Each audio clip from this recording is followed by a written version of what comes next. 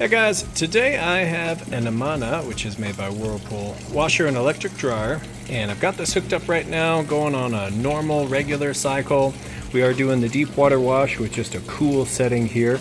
You've got some different options. You could set it to auto sensing, which is a HE designation, with the extra rinse or just regular HE. Then you've got the deep water wash, and then also the extra rinse option with the deep water wash. You've got 5 settings here for temperature. Then over here, what's going to differentiate your normal and heavy is time that it agitates. So if you click it over here on heavy, it's going to agitate longer, which will get your clothes cleaner in theory if they're heavier and a little bit dirtier. Casual will be kind of like your quick wash, and then delicate would be a real delicate on the agitating. So you can put your delicate items in there. You've got a clean washer setting, rinse and spin only, drain and spin only, bulky items and sheets. That once again is just going to kind of manipulate how the agitator works with those bigger clothes.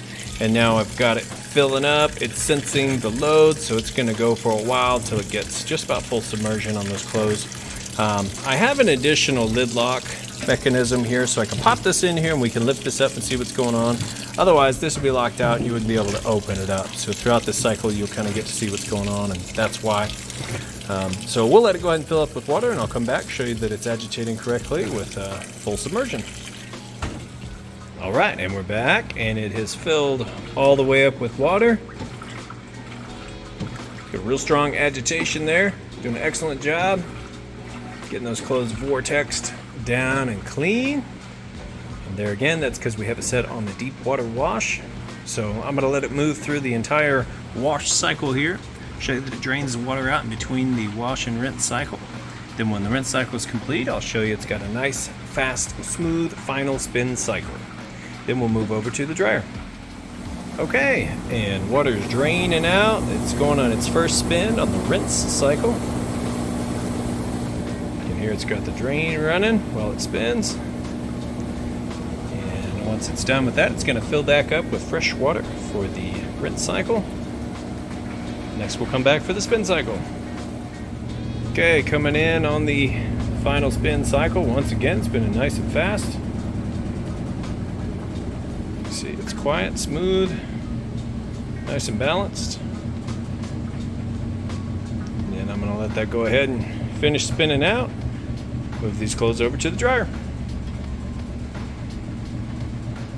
Right, now that washer is done, clean, cleared out.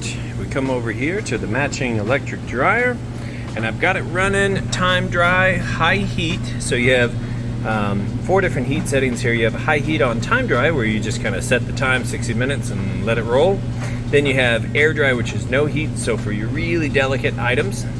Over here you have an automatic dry on low heat, also for your little bit more delicate items, where it kind of auto senses how long to run it based on the moisture. And then you have an automatic dry with a high heat, so a little bit more heavy duty automatic setting. So 4 different options there you can go by. You've got the lint trap here. You want to change that out. Just pull that out of there before every load, and then push to start here. And so I will show you real quick that it is in fact heating like it's supposed to. We've got a temperature sensor gun here. So right in between those 2 red dots, it's taking a service temperature measurement. It's about 84 degrees on top of the dryer.